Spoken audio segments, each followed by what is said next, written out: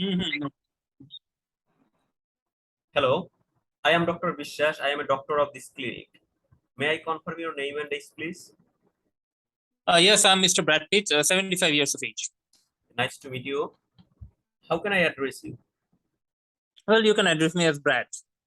Okay, Mr. Brad, I have got a letter from your CP saying that you are suffering from pain in your tummy for last few months. Is it right? Yes, doctor. It's right, actually. So I am going to take detailed history about your pain, and all the information during our discussion will be remain confidential. So is that okay for you? Of course, doctor. So can you please tell me in more details what is happening with you? Yes, well, doctor, actually, for actually the last few weeks, I think, I have been suffering from a tummy pain. Okay. At the time, at first, it was not so severe, so I didn't take too much notice of it. But gradually, I think it's both. It's increasing in number. Okay, daily the number of this tummy pain, and also I think that severity is also increasing day by day. So actually I'm a bit concerned, and even sometimes I feel that I have some blood. I have noticed some blood in my stool as well, doctor. So I have never noticed any blood in my stools throughout my life. I am already 75 years. So it's also very bothersome. I am very afraid that whether it's a cancer or not, doctor. I also previously had some issues with my bowel, and I got some treatment, but that was Crohn's, I think. You will know it. That's named Crohn's disease, and I had some treatment for it. Since then, I didn't have any symptoms, but now it's even blood is coming out. I'm not concerned whether it's cancer or not. I am extremely sorry to hear this. Can you please show me exactly where you feel the pain? Well, doctor, I more or less feel the pain around my what central zone, the central umbilical zone, doctor. And can you remember that did it start suddenly or gradually? I think, doctor, it starts quite gradually, not too much suddenly. Okay. And you said that you have Crohn's disease. And do you think that the pain or symptoms of Crohn's disease and these symptoms are same or different? No, no, doctor, no, doctor. Well, I had when I had that Crohn's disease, I think it was more on the righter side of my tummy. Okay, right lower side, and there were some problems with my bowel movement. I can't ignore that. There was some voluminous bowel, and it was some pale. The stool was it was difficult to flush out. Okay, and I also had some loss of weight, but this pain is quite different, doctor. Okay, this pain is quite different. I have this pain actually having some large meals. It starts around 30 minutes later after I have meals, and actually it's causing quite some problems. And when I had Crohn's, I never had any blood in my stool, but this time I have been experiencing some blood in my stool. It's not whole blood, it's not frank blood, but there is some blood mixed with my stool. So I'm very much concerned, doctor. Yeah, I can understand. Can you remember that did you have any abnormal events before the onset of these symptoms, like any fever or any other thing? No, doctor, I can't remember any. And how frequently do you feel the pain? Well, previously, I think it started a few weeks back. Previously, I didn't have it after every meal, but nowadays I think that after every meal that I take, okay, in the morning, every heavy meal, morning, lunch, and dinner, I think after having meal, I feel the pain. And how long does it persist? I think it persists for around 15 to 30 minutes. Does this pain go anywhere? No, doctor, it doesn't go anywhere else. Can you tell me that how do you feel the pain? Just it cramping or squeezing or anything else?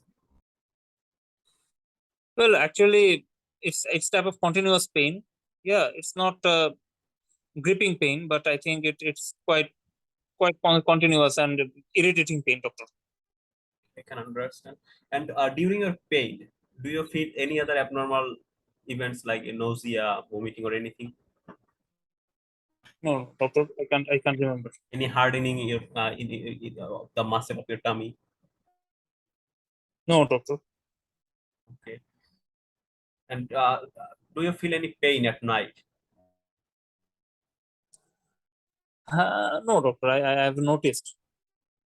Actually, I usually go to bed around 2 hours later after having my meal. Okay, at night. So usually the pain subsides before that. And do you feel any nausea or vomiting? No, doctor. Have you ever vomited out blood? No, doctor. How about your appetite? It's good, doctor. I think it's quite it's okay. My appetite. Can you tell me about any weight change if you have? No, doctor. I haven't noticed any significant weight loss. And you said that you also noticed some blood in your wrist tool that is not frank blood but reddish. For how Yeah, long? yeah. Yeah. For how long? I think for the last 10 days. I And think every time you pass bowel, you no, feel not every time, but more frequently now. I think. I think it. Sorry, I think it started around 15 days back. Then I think I had just one episode. Okay, for the 3 days for 3 days. But now I think it appears in every alternate day. how Some blood frequently do in. you pass your bowel? Yes, I pass 2 to 3 times a day. And do you think that blood is mixed with this tool or it comes after or before you passing your bowel? And I think it's mixed, doctor. I think And color of your wrist tool? color. I think it's just mixed color. Okay, doctor, because it's not frank blood. Okay. Okay, I can understand. Do you have any lump anywhere in your tummy? Mm. No, doctor. No, doctor. You said that the pain starts around 30 minutes after taking your meal. Yeah. Any specific type of food or anything that brings the pain? Can you remember anything? I haven't noticed any specific type, doctor, but it's true that when I have small snacks, usually I don't feel that much pain. Like some biscuits or some tea, I usually don't feel that pain. But whenever I have some large food, large meal, heavy meal, like in the morning snack, in the morning breakfast, or in the lunch or in the, what dinner, I think it's more this problem. And can you have you noticed anything that makes your pain better or worse? Or doctor, I haven't specifically noticed anything like that. And how severe is your pain? Can you grade between 1 and 2, where 1 is the lowest pain and 10 is the highest pain you can imagine? I think it will be 5 or 6. And is it affecting your daily life? Well, I can't say that it's affecting very much, but I'm a bit bothered, specifically about the blood issue. I'm going to ask you a few more personal questions. Do you have any headache? No, Any excessive weakness? no, Any changes in your vision? no, doctor. Any rash anywhere in your body? Actually, no changes. It's true, no changes. But I have been a diabetic patient, so last year I had some checkup and they did something with my eyes, some interventions. Okay, and now I feel better. Okay. And do you have any rash anywhere in your body? No, Okay. Any lumps or bumps? no, Any hot or cold preferences? no. Any racing or pacing of your heart? Yes, doctor, that's a very important thing that I would like to tell you. I have been a diagnosed patient of atrial fibrillation, doctor.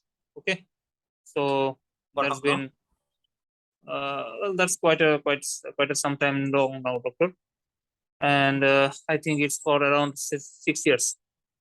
Are you taking any medication for that? Yes, doctor. Uh, I take some beta blocker bisoprolol for this. Okay, and I also take aspirin. Are they helping you? Doctor, usually that helped me, but I think recently, I think that at times I feel some racing and pacing again. It's for the last 4 or 5 months. Okay. Have you ever felt any dizziness? Doctor, I think uh, for the last 1 2 years, sometimes I feel dizzy. Any loss of consciousness? No. Any chest pain? Uh, well, doctor, I not recently, but I previously had an heart attack around 9 years back. Are you regular follow up after that event? I went to, but doctor, I am old now. My children don't live near me, so it's getting difficult. I haven't been in under continuous supervision for the last 1.5 years. I'm sorry to hear that. And do you have any shortness of breath? I don't feel now any that much, but when I have to walk, I'm an old person. Usually, I don't walk that much, but at times I feel that I have some shortness of breath. Yeah. How long can you walk? I think I can go for around 50 meters. And do you have any weakness at any side of your body? No, You said that you have heart attack and issues with your heart. Except those, do you have any other medical condition that you would like to share? no, doctor. But for that, I think for that heart attack issue, I told you that I also have aspirin and bisoprolol, and also I take some drugs. Okay, that's all. Some eperiondropil and simvastatin. Do you know your last cholesterol level? No, doctor, I haven't done it for a long time. And you said that you are diabetic. Are you on any medication? Uh, yes, doctor, I have been on insulin. Have you noticed any problem with insulin? No, I haven't noticed it. And are you taking any other medication? No, doctor. Any recent change in the doses? No, doctor. Uh, are you allergic to any medication? No, Do you take any over-the-counter medication? no. And any of your family member have this type of condition or any other condition that you'd like to share? 2 minutes remaining. Well, both my parents have diabetes. That's all. May I ask you a few more personal questions? Of course. Do you smoke cigarette? No, no. Ever? I used to, but I gave up around 15 years back. And do you smoke? Do you drink alcohol? No, Okay. And do you drive? no, doctor. May I know that what is your concern? Well, doctor, what's going on? Why blood in my stool, doctor? Am I going to have cancer? As I have taken your history, I think I need to examine you. Then I could give you the best explanation. As far as I have taken your history, I think you have condition where it is called mesenteric ischemia. Have you ever heard of it? No, doctor, what is this? Actually, as you have some heart issue and also some high cholesterol level, and for this, sometimes our bowel doesn't get enough blood. So after taking food, when the food comes to the bowel, the enough blood isn't present there. So this causes their pain Okay. due to less amount of blood, and sometimes the blood vessel breaks so that there is blood in your stool. And also there are other few possibilities that it can be related to your aspirin, but there are less possibilities. And for this, we need to do some blood test, some imaging test. After that, I can give you the best explanation and tell you that exactly what is happening with this. Okay, doctor. Well, do you need admission? Actually, for this reason, I think we can manage it on outpatient basis, but we are okay. I think as if this condition is severe, I need to examine you, and then I think you may need admission. Okay. So, do you think that it's suitable, doctor? With proper medication and with taking proper measurements, it is a treatable condition.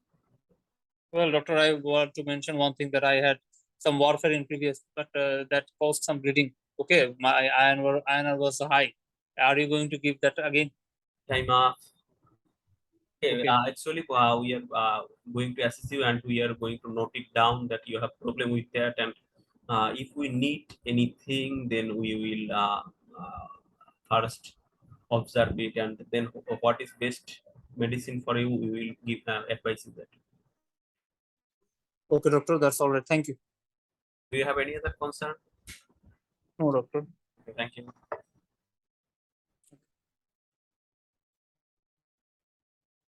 Okay. Okay. What do you think are the main diagnosis here? Is the main diagnosis? For this gentleman, I think it is a case of mesenteric ischemia due to atrial fibrillation. However, I will consider also peptic ulcer disease, angiodysplasia, and least likely the big carcinoma of bowel. And also, there is very few possibilities of clearing of Crohn's disease. Okay. Okay. And what investigations should be done, you think? For this gentleman, I will go for the basic baseline routine investigations, and after that, for special investigations, I will go for the stool for occult blood test, and then mesenteric angiography, CT angiography, and after that, I will also consider endoscopy of gastrointestinal tract. And also for his cardiac condition, I will go for ECG, echocardiogram, and also for his diabetes, I will go for uh, HbA1c level, random blood sugar level, and also I will uh, go for okay,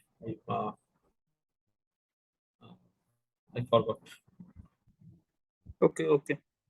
Okay. And what should be the management here? For this gentleman, the management should be of underlying condition like uh, uh, uh, it is a multidisciplinary team approach for this educating and counseling the patients, then involvement of endocrinologist for management of his diabetes, and then cardiologist management for cardiologist assessment for his atrial fibrillation, and also post MI management in this case, and also we may need gastroenterologist input. Okay. Okay. Uh, okay. So that's all right. That's very good. So thank you, doctor.